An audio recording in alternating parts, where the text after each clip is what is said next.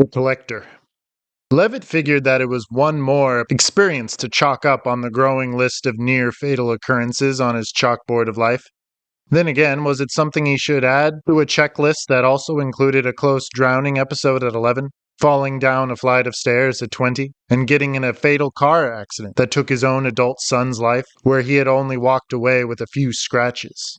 He had simply gone out of town on holiday during the hurricane, only to return to find that his hometown had been practically leveled, his own trailer a pile of rubble, and a tree resting in the very quarter of the trailer that would have contained his sleeping form if he had been home. And it surely would have, as the storm had struck in the middle of the night, evolving in the AM hours from a Category 2 to a 5 with winds exceeding 150 miles per hour. He might have received the warning message on his phone, and he might not have, as it was his common routine to turn off all devices at night before retiring to bed. And the farmhouse that he had been tasked with caretaking since his father's death had disappeared from its field. If his father had not died of cancer 10 years earlier, he certainly would have disappeared with the house, along with the gate and pickup truck. If it wasn't for Levitt's streak of near misses with the Grim Reaper, he might have spent more time ruminating on the strange case of the missing farmhouse. But he was known to make offhand jokes with his chums at the local bar about his unspoken agreement with death. If any of them were to ask him how he felt about the fact that the house was just missing, without a sign of a shingle or a doornail to show that a house had once stood in the field, except for the clear crop of dead grass, of course, he would have said something like, "Ever since I was a child, I turned around and grabbed death by its broken little face and followed it for a change." And that was in fact how he carried himself through his life, stepping into traffic when he liked, and hunting in the woods without care for a safety trigger or an orange vest. The missing house was obviously one more example of a misfire on Death's part. He had hoped to catch Levitt there, as that would have most likely been his sanctuary from the storm if he hadn't left town on a whim to visit a friend in New England. It had been a brick structure after all, and no one in town could understand how that hadn't survived the gusts. Hell, even Levitt's trailer was a pile of rubble, but where was the rest of his late father's place? He didn't care about the manufactured home as much as he did the first edition of his favorite book of poetry, his only prized possession, which had seemingly blown away with the house. It was something that his father had passed down to him, and which had been left inside the house for safekeeping. But the first edition of his Tom Collins book, signed and valued at $975 online last time he checked, was missing. Although it wasn't much of a near-death experience, considering that many more of his bar friends could recount harrowing stories of their nights spent in the bathtub as the wind tore up their front yards and rocked their foundation, he felt that he might have to add this to his chalkboard. Death, the petty collector that he was, had taken his piece, his coin for the ferryman. Every near-death experience was marked by a missing object that he loved. After nearly drowning at age 11, he had returned to the shore to find his bike stolen. After rolling down the Great Hall concrete steps of his university, he would find that his expensive pair of sunglasses had been missing from his dorm room, while his roommate was out of town. And after limping away from the car wreck, the worst part of all, his son had been taken from his life. The book felt like an added kick in the teeth while he was still down, as he hadn't even been there in the tearing wind to offer up his life in exchange. There had never been a Hail Mary moment when his pleas to God were thrown up on deaf ears, to be carried away by that wind while his nails dug into his own flesh, and his teeth ground down to their nubs in his dry mouth.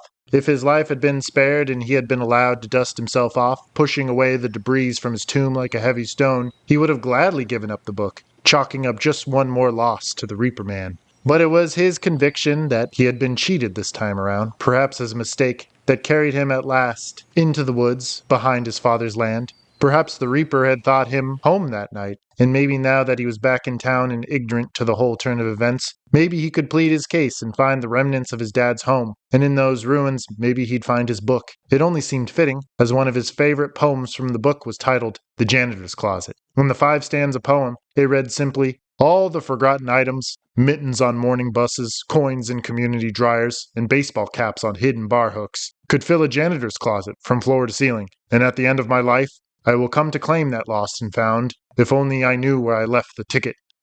Maybe his father's house had disappeared for a reason, so that he could find it, and once he did, what else would be waiting to claim him? He only had his mind set on his book, so he went out without his orange clothing, even in the height of deer season, and followed the trail of fallen trees through the woods. At first, the fallen trees seemed to follow the length of the beaten path his father loved to hike, blocking his way and coming to rest perfectly over the trail. Then they seemed to deviate further from the trail, off the beaten path and into the uncharted lands. It seemed as if he was following the trajectory of the 150-mile-per-hour gust that had tore through the forest. At least, his rational mind would try to tell him that these trees were likely one more casualty of the hurricane. But he wondered if the massive oaks had been taken out by the house itself, on its beeline through the trees as it plowed through on its journey to its next resting place. Hell, weren't 100-mile-per-hour winds practically the same as a tornado? Was it that unlikely that a house couldn't have been picked up Wizard of Oz style and carried off? He figured that it was something to go off of. At least it was better than just meandering carelessly into the woods as he usually did, once again throwing caution to the wind and knowing that he'd find his way out again, as he always had more belongings to trade to the ferryman. If he wanted to trace his way back, all he had to do was follow the aftermath of fallen trees, back to his dad's land. They seemed to have fallen in a perfect kind of breadcrumb trail, every 20th tree or so, as if something had been careful not to go too far before knocking over another log so he'd see it, like a perfect marker. He also couldn't help but notice that the spider webs were all broken along the trajectory he was following, while they held strong with spider guards on all the surrounding trees, as if someone else had blazed this trail ahead of him. He looked out for footprints in the soft soil, but never proved to any degree that anyone had been in these woods for months. Who in their right mind would? Days after a hurricane, with plenty of broken trees teetering and threatening to fall, there was no sense in trekking into the scene of such a crime of nature. But death and him had an agreement, he could only reassure himself. His book should be valuable enough to count as payment for 50 more lifetimes, as far as he was concerned. And then he was standing in a clearing again, one eerily similar to his father's, and he did a double-take, glaring up at the harsh sunlight, and wondered if he had walked in a complete circle back to where he started. But that wasn't quite right either, although he was becoming more and more convinced that this was indeed his father's land, judging by the front path, rusted gate, and flattened pickup truck with the expired plates. Here was his dad's brick house just as he remembered it, sitting pretty and perfect in the middle of it all. The collector held it in his hands, weighed it respectfully, and then cracked it open oh so gently with his nose inches from the book's spine.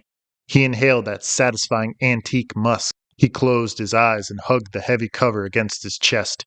He didn't have much longer with his next great addition to his library. He told himself that this library was an investment, but the recent publications were strictly there to complete his collection. And what he held in his hands was the first edition of Tom Collins's very first book of poetry, Bare Voices. It was a true 7.5 inches wide and 12 inches across in his hands. It was as heavy as a bundle of bricks. The jacket was protected in a cool sheet of mylar plastic, glinting happily in the light. The cover was slightly frayed and discolored at the edges, but other than that, it was in fine condition. The spine was well worn, but never had been cracked or split. He himself had never read Bare Voices, and he thought it only right that the first should be from the copy in his hands. He was too afraid to bend the spine, so that he may comfortably read from the pages in his favorite sitting chair. No, that was too much responsibility for him to bear. He was going to leave it exactly as he found it, for the time being. He set the copy down on the table and ran his hand over the plastic covering. He grinned and carefully pulled up the front cover. He needed to check the title page again. There it was, the copyright sporting the proper year, 1945. Under that was the proclamation of authenticity, so simple yet so potent and grounded. First edition. And below that was the author's signature, made out to a man named Harrison. He shut the book tight and sat across from it at the table. He wanted to read it. He wanted to prop it up on one knee and tear through it, his voice lost in the familiar voice of Tom Collins, until they were intertwined as one. He wanted to feel the ancient type paper between his thumb and forefinger, anticipating his chance to turn it in one conclusive demonstration, but he knew he couldn't. In this way, he waited for the knock on the farmhouse door.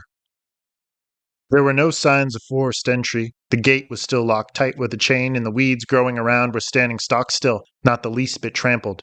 As Levitt stepped over the chain on the gate, he trampled those very weeds into the dirt, for what he was sure was the first time. He found the remnants of the path and followed it up to the shed, which had sunk a few inches since he last saw it, the outer walls bending inward like playing cards. The actual farmhouse was there in all its unmatched beauty. The red paint had long ago peeled off to reveal the smooth underskin, which he knew wouldn't last forever. He dared to creep up onto the path. He approached the door and tried the knob, locked. From inside, he could hear a voice straining to answer to his entry. Without another thought, he knocked smartly. The door opened to reveal a strange gaunt man dressed in a rumpled suit, his long hair and beard slicked back as if wet.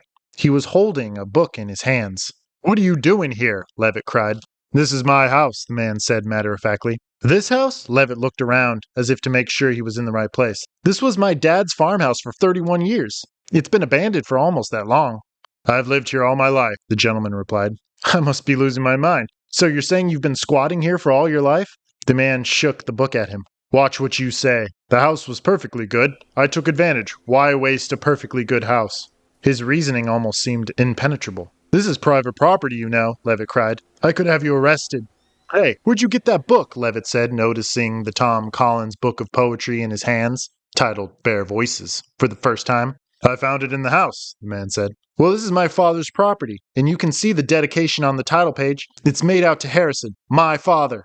Ah, so you're Harrison's son, then. I suppose that is enough proof, and I'm a fair man. You can come in and claim this book and everything else you've lost, but you know the cost. You've always known the payment. No, I don't know what you're talking about. Just give me back my property and get the fuck out of my house. Instead of slamming the door in his face, the man stepped back and allowed the doorway to open even more in welcome. But the man did not offer up the book. He only held it closer to his chest like a badge. There was only a single beam of light cast on the floor and wall from one unshaded window near the back of the house, but the rest was largely left dim and dreary. But was that a bike leaning up against the hearth? A blue dino, as he used to ride to the quarry when he was 11. The bike he had called his own before it was stolen on a fateful day. He knew his dad would have never brought a bike into the house like that, as Levitt had been scorned on several occasions for doing just that. From inside the house, over the gaunt man's shoulder, he heard someone clear his throat, and he saw the profile of someone shift in the dancing dust particles as someone crossed and uncrossed his legs, sitting at a card table in the corner. And the smoke danced around his ears, and he saw the ember of his cigarette spark as the man took another draw. But both of his hands seemed to be spread out in front of him on the table. Only his son ever left a cigarette to dance on his bottom lip like that, hands-free, and Levitt finally recognized his lost pair of aviators sitting on his son's face and felt his heart drop. Jeremy? He cried. He stepped across the threshold and heard the door slam behind him, bathing him in darkness. He fumbled forward in the dark just as another crack exploded, but this time outside the house. At first he thought it was the fire of a hunting rifle, but he heard the splintering of a tree and the scratching of branches on the roof before it too cracked and fell down on his head in an avalanche of plaster, shingles, and brick. Levitt sits there in the shadows, the only source of his light coming from the small picture window mounted on the cold door in front of him. He wants to walk around, but he can't. There is a thick blanket around his body, holds his arms up to his chest like he's dead. Is he dead? He didn't know of any person who was buried sitting up on a wall of pillows like that. There was someone outside the little picture window, staring in at him. The gaunt man with the white hair and beard. He doesn't move to open the door. He doesn't do anything but monitor him. And Levitt is sure that is all he will ever do, admiring his newest piece of his collection, preserved behind glass, for his scrutinization. After all, isn't anyone's life ultimately on loan to another? He shifted his weight and felt something sharp dig into his side. He reached behind him blindly and extracted the book tucked into the pillows behind him, and saw that it was his first edition copy of Bare Voices. His eyes filled with tears, and then made contact with those of the gaunt man on the other side of the glass. The man nodded at him, before pulling away to disappear into the murky darkness. As he cracked open the cover, he prayed that his light would not go out, not any time soon.